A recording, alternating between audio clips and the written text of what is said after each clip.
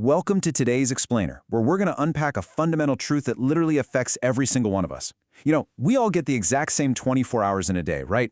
Yet somehow, mastering how we use that time is the ultimate difference between total ruin and absolute incredible success. So today, we're going to look at some really fascinating stories and concrete science-backed frameworks that will, for sure, completely change how you look at your day. To really grasp why this matters so much, let's start off with a story about a young guy named Ryan. Now, Ryan was naturally brilliant. Everyone was always praising his intelligence. But he had a massive blind spot. It actually led his grandfather, who was a wise, retired professor, to give him this really profound warning. He said, "Time is like the water of a river. Once it flows away, it never comes back." And you really see that play out with Ryan. On one hand, you've got this immense potential, right? A top student looking at a bright future. But then, there's the harsh reality. When final exam results rolled around, Ryan totally failed. And why? Because instead of actually sitting down and focusing, he'd spend hours passively watching YouTube and playing mobile games. He kept telling himself, I've got plenty of time, I'll just study later. He figured his natural smarts would save him. But man, he just let that river of time flow right past him. Which brings us to Section 1, the stakes of time. See, Ryan's grandfather didn't just drop a quote and leave it at that. He shared a pretty intense cautionary tale to show exactly what happens when you let these bad habits follow you into adulthood. He told him about a guy named Adam Reed. Adam was this incredibly hardworking CEO, built a massive international business empire from the ground up. But once he got rich, he got a little too comfortable. He totally stopped valuing his time, he started waking up late, delaying the really important work, and just lost hours doom scrolling on social media. He'd tell his advisors, "I have enough time, I can work later." Well, by years 4 and 5, profits plummeted, investors pulled out, and he lost the whole shebang. He literally ended up sitting completely alone in an empty office, finally realizing his biggest failure was simply wasting time. So, the absolutely crucial question here is this. How do you stop wasting your own river of time? How do we make sure we don't end up like Adam? And how does someone in Ryan's shoes actually turn things around? Well, we're going to answer that right now by diving into some of the most effective, proven time management techniques used by successful leaders today. Moving on to Section 2, finding your true priorities. Okay, so before we even think about managing our time or sitting down to work, we absolutely have to learn how to filter our tasks.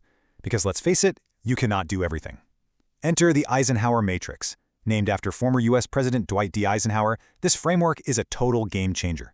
It forces you to separate tasks into 4 distinct quadrants based on urgency and importance. Quadrant 1, those are your crises. You got to do those immediately. Quadrant 3 is for those urgent but really unimportant interruptions. Just delegate those. Quadrant 4 is the mindless scrolling that completely derailed Adam Reed. Eliminate that entirely. But the real magic? That happens right up there in Quadrant 2. Research actually shows that high achievers, the most successful people out there, aim to spend roughly 65 to 80% of their time right here in Quadrant 2. Think about that for a second. The vast majority of their day is spent on tasks that are incredibly important but not necessarily screaming for attention right this second. We're talking strategic planning, building relationships, deep skill development. And the best part? Focusing your energy here actually prevents those stressful Quadrant 1 crises from ever popping up in the first place.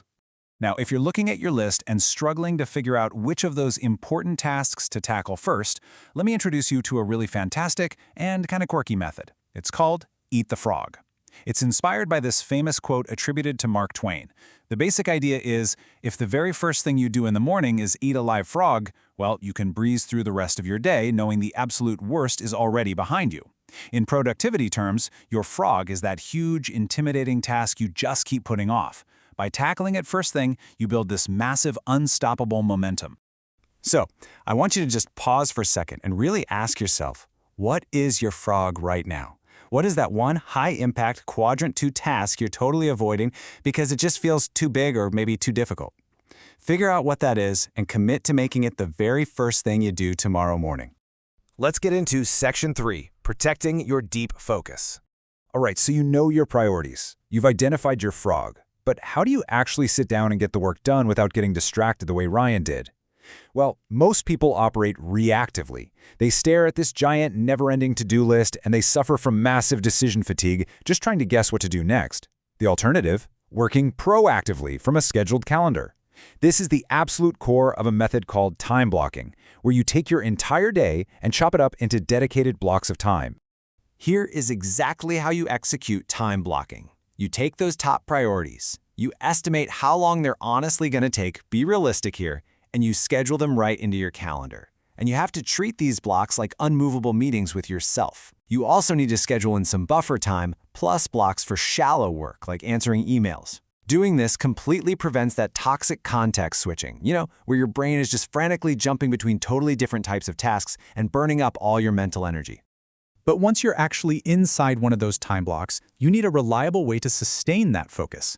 Let me introduce you to the Pomodoro technique. It was actually developed back in the late 1980s by an Italian university student named Francesco Cirillo. He was really struggling to focus, so he grabbed this simple tomato-shaped kitchen timer to keep himself accountable. And fun fact, Pomodoro is literally just Italian for tomato. The process itself is incredibly simple, but wildly effective. First, you choose a single task. Then, you set your timer for 25 minutes. And for those 25 minutes, you work completely undistracted. No phones, no tabs. If a random thought pops into your head, just jot it down on a piece of paper and get right back to work. When that timer rings, you take a mandatory 5-minute break. The simple physical act of winding a timer creates this tangible commitment that literally signals your brain it's time to enter a state of deep focus.